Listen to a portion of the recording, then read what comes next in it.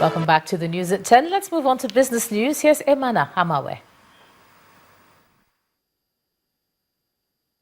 You first. First Bank.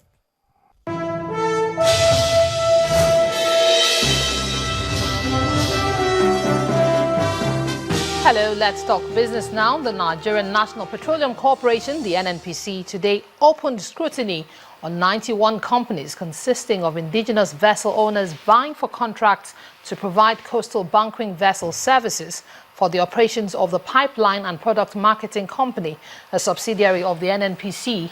The NNPC explains that the exercise took place at the corporate headquarters of the agency in Abuja in the full glare of participating companies and also officials of the Bureau of Public Procurement and the Nigerian Extractive Industry Transparency Initiative as independent assessors.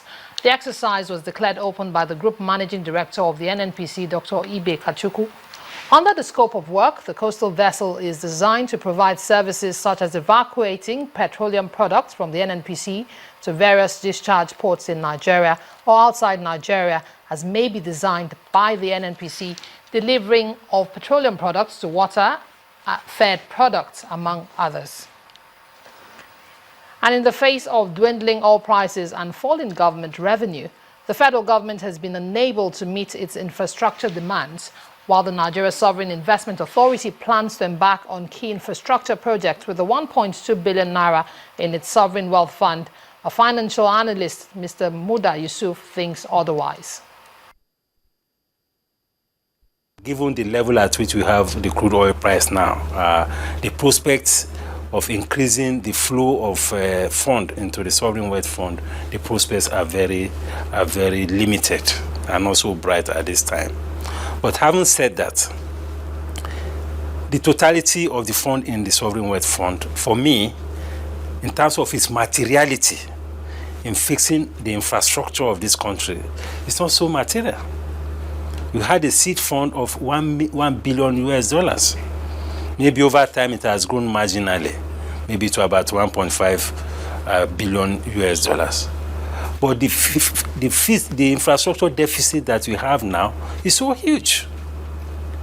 So what I believe we should be focusing on is to create the right kind of environment to be able to attract investors so that you can fix some of these infrastructure deficits.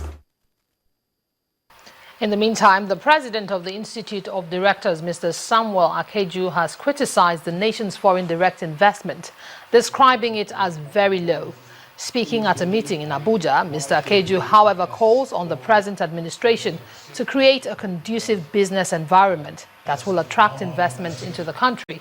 He also wants synergy between the public and private sector to harness the enormous potentials in the country for the benefit of all. The level of investment that we require is far too, the current investment that we have is far too low than what we require at this point in time. And there's no way the federal government alone can do it. We are conscious of the fact that the federal government is committed to transforming the environment, bring about change, bring about new facilities and infrastructure. But unless we have people who can be partnered, who can support these initiatives, it would still not get the level of achievement that you were talking about.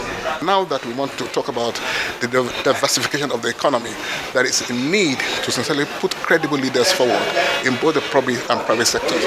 So that's why we said ensuring sustainable investment in Nigeria through best global practices. We want to focus on these best global practices. Other organizations will talk about what we need to do in the various sectors of the economy, but unless we have powerful and credible leaders to marshal this forward, the foreign countries, the foreign investors that we so much need will still not identify with us. And following broad sector sell-offs, the Nigerian equities market closed lower for the second consecutive session. The benchmark index fell by 57 basis points. Harriet Agbenyi has details.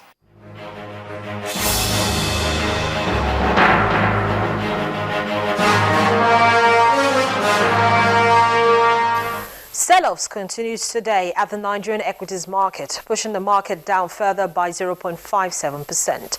The all-share index now stands at 30,025.62 with a market capitalization of 10.32 trillion naira. Now, with 5% gain, Better Glass was the top price gainer for today, closing at 45 naira 15 kobo. GSK follows with a 2.54% gain to close at 39 naira 99 kobo, and PZ Cussons makes up the list of top three gainers, up 3.65%. Investors continue to book profit off Guinness Nigeria. The equity shed 5.70% from its share price. It's followed by Okomo Oil, Unilever, and the other sessions top losers for today. Bank stocks drove market volume. Axis Bank was the most actively traded with 57.71 million shares, followed by Fidelity Bank with 50.01 million and Diamond Bank with 37.71 million shares. In 2,962 deals, over 284.11 million shares were exchanged by investors for 2.81 billion naira. Those are the day's trading figures. I'm Harriet Agbinyi.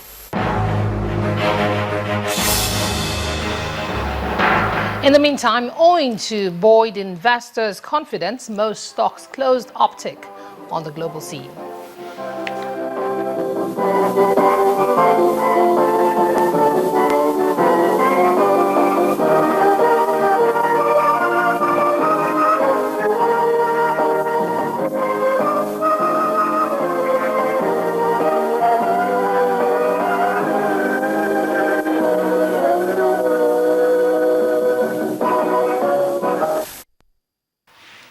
And that's it on Business News tonight. Thank you for watching. I'm Imana Amawe. Ijoma will be back with the rest of the broadcast. You first. First Bank. The federal government has commissioned an ultra-modern steel manufacturing factory in Abuja. The Secretary to the Government of the Federation, Mr. Babachir Lawal, who represented President Muhammadu Buhari at the event, said the project will promote local content in the oil and gas sector.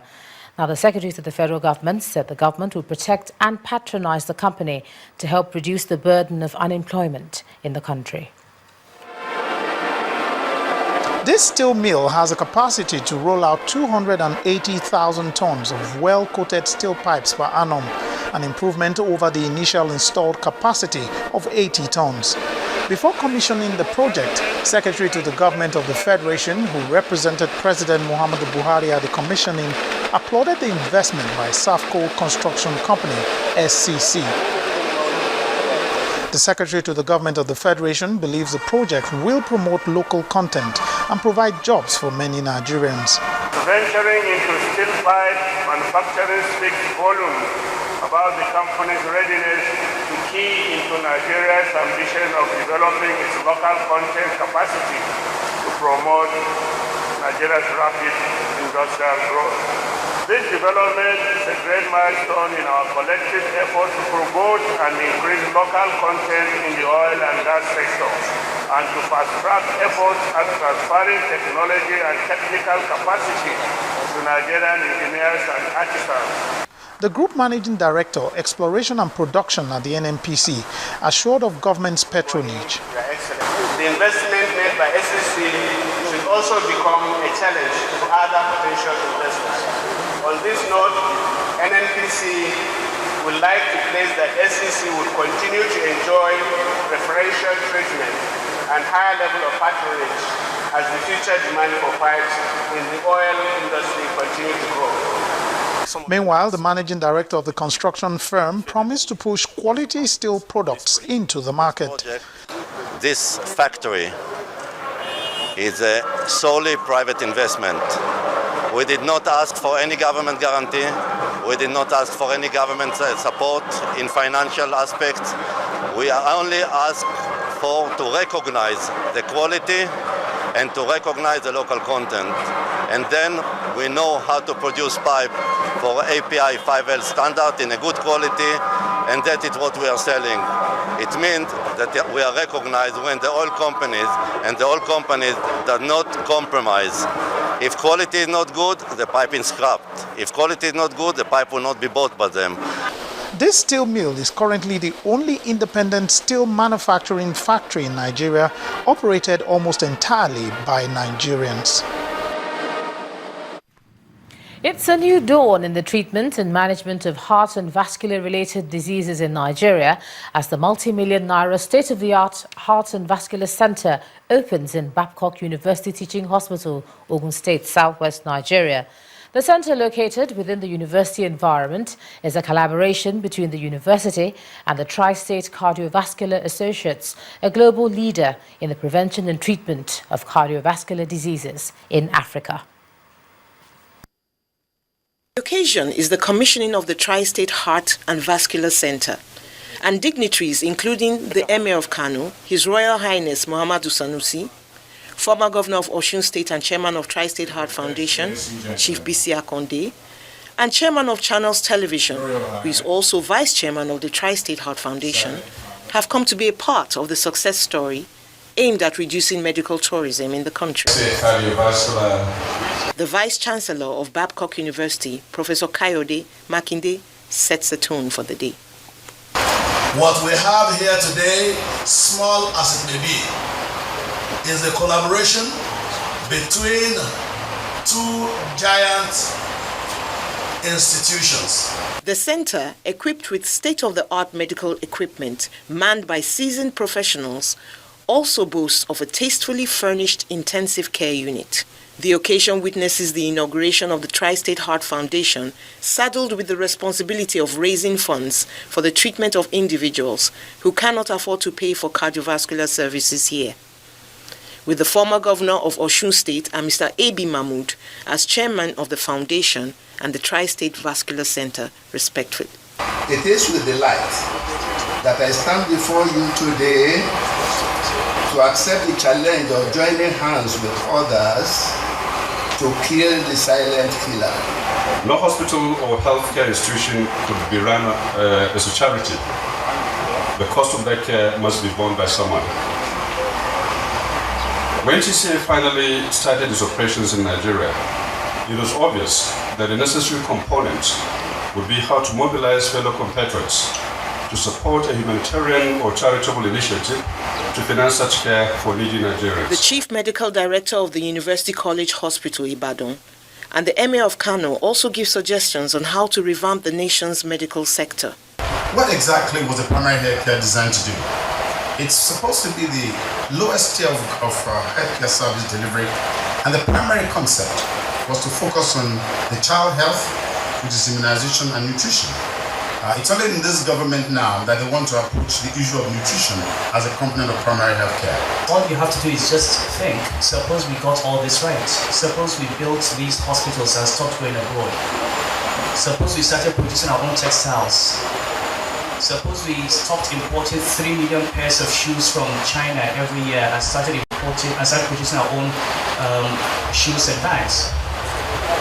I joke that we have all these cattle and goats. Other parts of the world are producing shoes and bags. We are eating pomo. No nutritional value. We consume our GDP in pepper soup. The event is rounded off with a tour of the facilities within the complex. Well, that state-of-the-art Heart and Vascular Center is a multi-billion naira project, and it's located in the Babcock University Teaching Hospital in Ogun State. Still ahead on the news at 10, Spanish police investigate match-fixing claims by an unnamed linesman that Real Madrid wants next month's El Clasico officiated in their favor. That'll be on sports. So stay with us.